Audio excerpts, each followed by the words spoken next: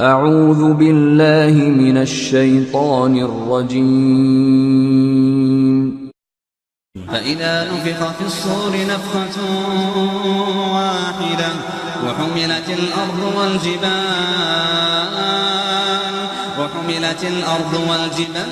فدكتا دكة واحدة فيومئذ وقعت الواقعة وانشقت السماء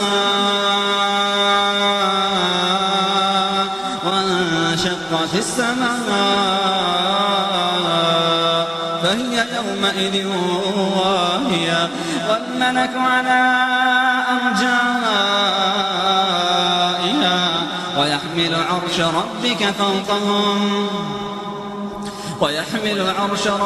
فوقهم يومئذ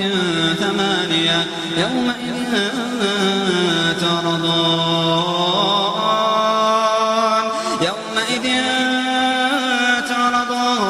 تعرضون لا تخفى منكم خافية يومئذ تعرضون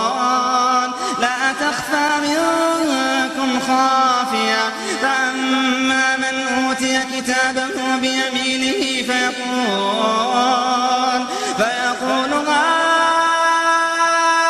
هاؤم اقرءوا كتابيه إني ظننت أني ملاق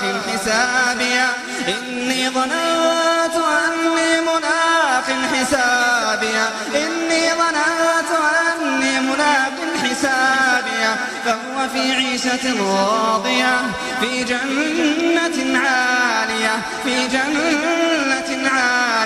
قطوفها دانية كلوا واشربوا هنيئا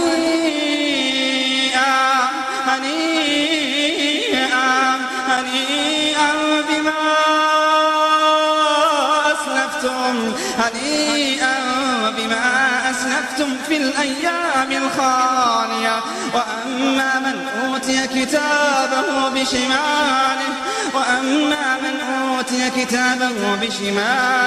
فيقول يا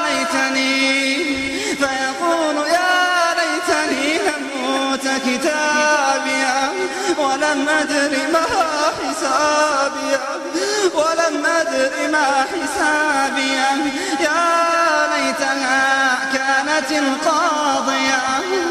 يا ليتها كانت القاضية ما أغنى عني مالية هلك عني سلطانية خذوه فغلوه ثم الجحيم صلوه ثم في سلسلة ذرعها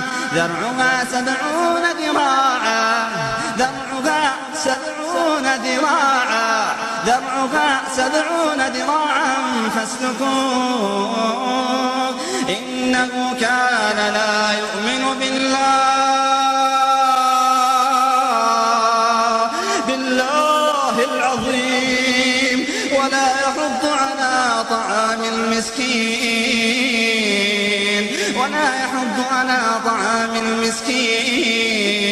فليس له اليوم هاهنا حميم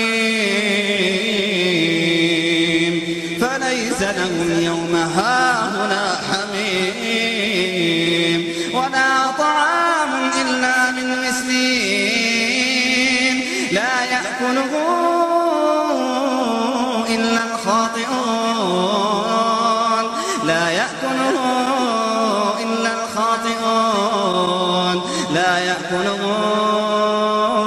الخاطئون